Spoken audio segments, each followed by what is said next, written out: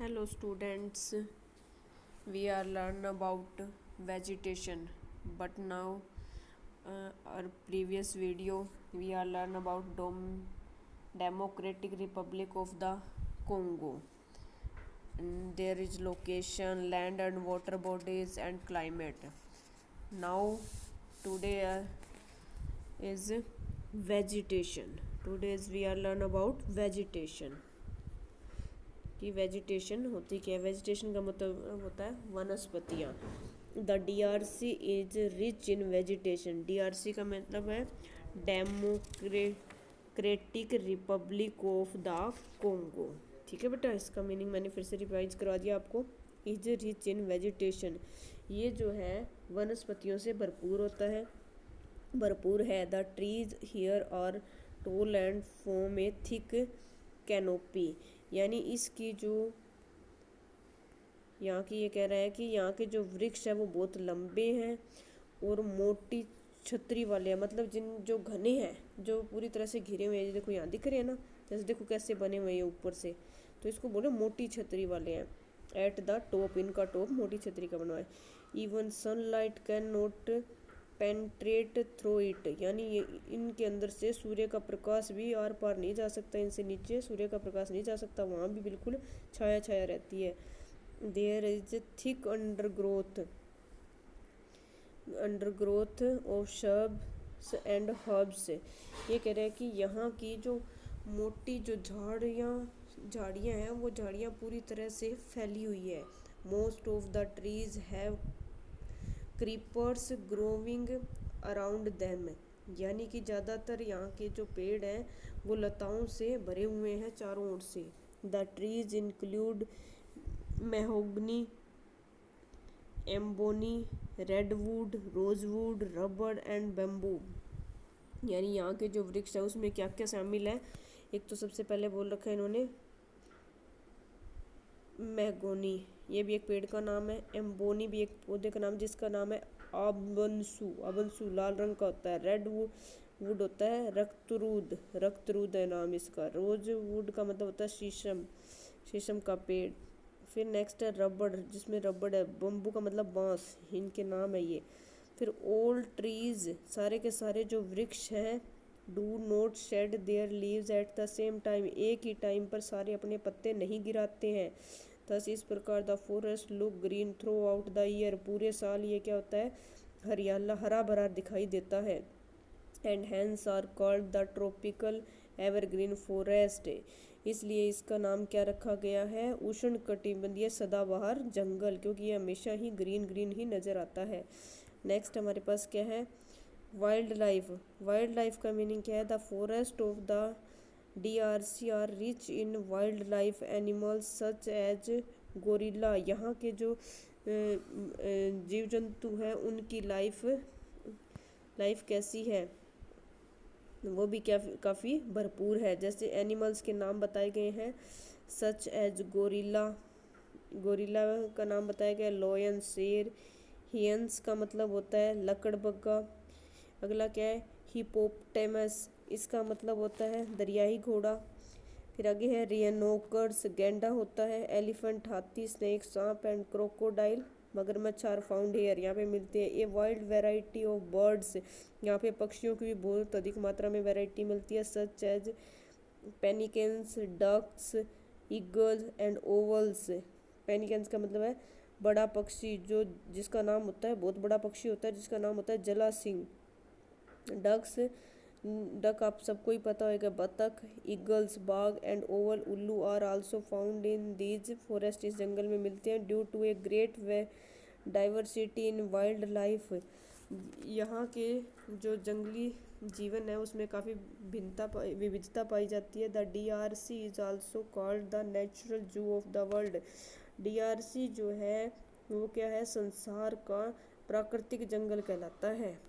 Next क्या बोला गया, इकोनॉमी, यहाँ की अर्थव्यवस्था कैसी है। The people of the DRC are engaged in forestry, fishing, cattle rearing and agriculture, यहाँ के जो लोग हैं वो ज़्यादातर किस में व्यस्त रहते हैं, वन्य विज्ञान यानी जंगलों के अंदर। फिशिंग मछली पकड़ने में, कैटल रेयरिंग का मतलब क्या, पशुपालन में, एग्रीकल्चर का मतलब खेती बाड़ी में। Their main occupation is agriculture, यहाँ के लोगों का मेन जो काम काज है वो क्या है, खेती बाड़ी है। The method of the agriculture are tradition and primitive, यानी यहाँ के जो लोग हैं वहाँ का काम करने का तरीका, खेती बाड़ी का काम करने का तरीका कैसा है, पारंपरिक है और आदि में मतलब आदि मानव के टाइम से चला रहा है वैसा ही है। The main crops grown here are cassava, cassava यहाँ की मेन क्रॉप्स है जो किस टाइप की होती है, cassava is the staple food of the people in this region, यहाँ के क्षेत्र के लोगों का मुख्य भोजन ही ये कसावा है। ये क्या कसावा का मतलब क्या, ये देखो दिखा रखा है ना, ये है, इसकी मोटी जड़ वाला एक पौधा होता है ये, जिसकी बहुत ज़्यादा मोटी जड़ें होती हैं, इस तरह का पौधा होता है। A few cash crops like cocoa, coffee, तंबाकू, रबड़, oil palm and cotton are also grown here, यहाँ पर कुछ एक फसलें होती हैं जिसमें से कोकोआ का मतलब नारियल, कॉफ़ी का मतलब आपको पता ही है, तंबाकू का भी पता ही होगा, रबड़, ऑयल पाम का मतलब होता है ताड़ का तेल, एंड कॉटन कपास यहाँ पर काफ़ी मात्रा में पाई जाती है। नेक्स्ट है the DRC has huge deposit of gold, diamond, copper, cobalt, manganese and teen, यानी यहाँ पर बहुत अधिक मात्रा के अंदर सोना, डायमंड, कॉपर, कोबाल्ट, मैग्नीज और टीन पाया जाता है। ये इस तरह के खनिज लवण है। Therefore many people are engaged in mining, यहाँ के जो बहुत सारे लोग हैं वो खनन में ही व्यस्त रहते हैं, इन चीज़ों को खोदने में ही व्यस्त रहते हैं। मोस्ट ऑफ द मिनरल्स, बहुत ज़्यादा खनिज लवण जो है are exported of other countries, दूसरी कंट्रियों के अंदर निर्यात के लिए भेजा जाता है। यहाँ का व्यापार होता है, यहाँ का बिजनेस किया जाता है। नेक्स्ट है हमारे पास other industries in the DRC are of textiles, तंबाकू एंड पेट्रोलियम प्रोडक्ट्स, जो दूसरी इंडस्ट्रीज़ है वो क्या है, यहाँ पर एक तो टेक्सटाइल की है, तंबाकू की है, पेट्रोलियम की है, इस तरह के प्रोडक्ट की है। They are located in major cities of Kinshasa, लुम क्या लिखा है, लुबम्बाशी, ब्राज़ील एंड मतांदी, ये भी यहाँ पर क्या है, मेजर सिटीज़ है, यहाँ की बड़ी प्रमुख सिटीज़ है जो काफ़ी फेमस है।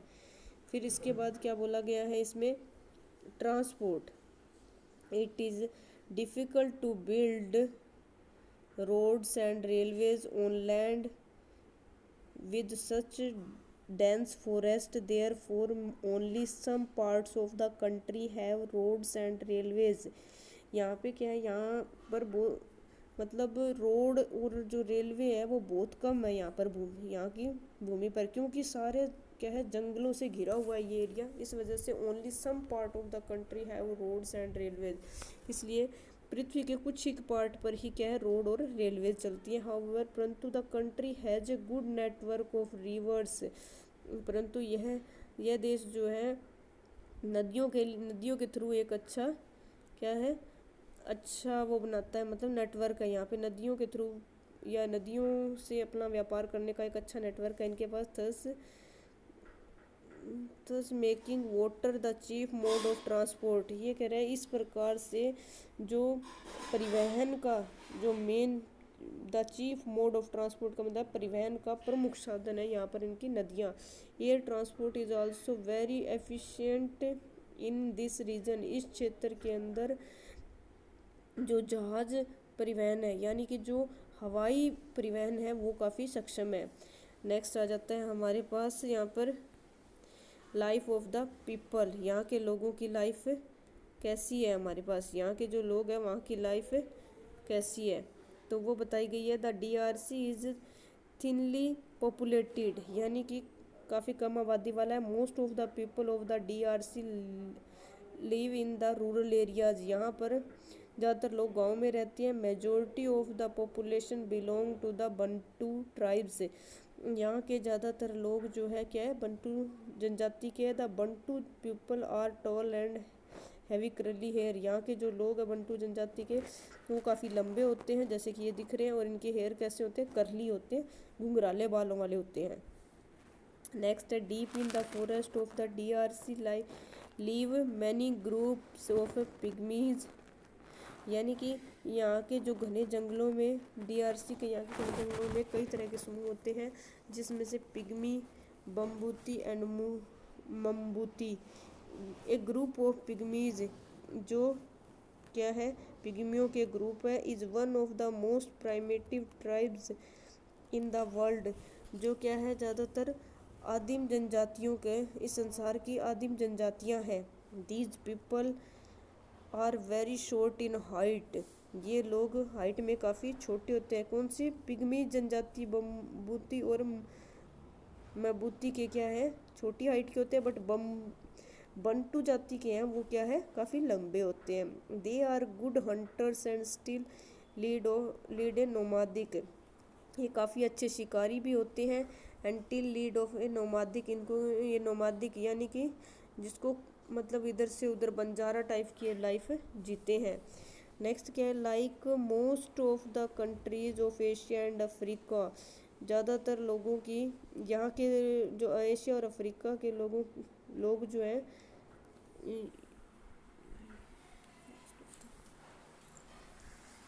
एशिया और अफ्रीका की ज़्यादातर कंट्रियाँ DRC प्रोग्रेसिंग पे है, मतलब इनकी प्रोग्रेस हो रही है, काफ़ी जल्दी प्रोग्रेस में रहेंगे ये। The people of the region and adopting the modern way of living, यहाँ के लोग जो हैं, इस क्षेत्र के लोग जो है वो क्या करें, मॉडर्न वे, जीने का मॉडर्न तरीका अपनाने की कोशिश करें। Thus it is on the road to progress and development, यहाँ के रोड जो है काफ़ी प्रोग्रेस में है और डेवलपमेंट में है, जो जल्दी से जल्दी ये कवर अप कर जाएंगे, जो यहाँ पे रोड भी बन जाएंगे और काफ़ी अच्छे से यहाँ के लोग तरक्की कर जाएंगे।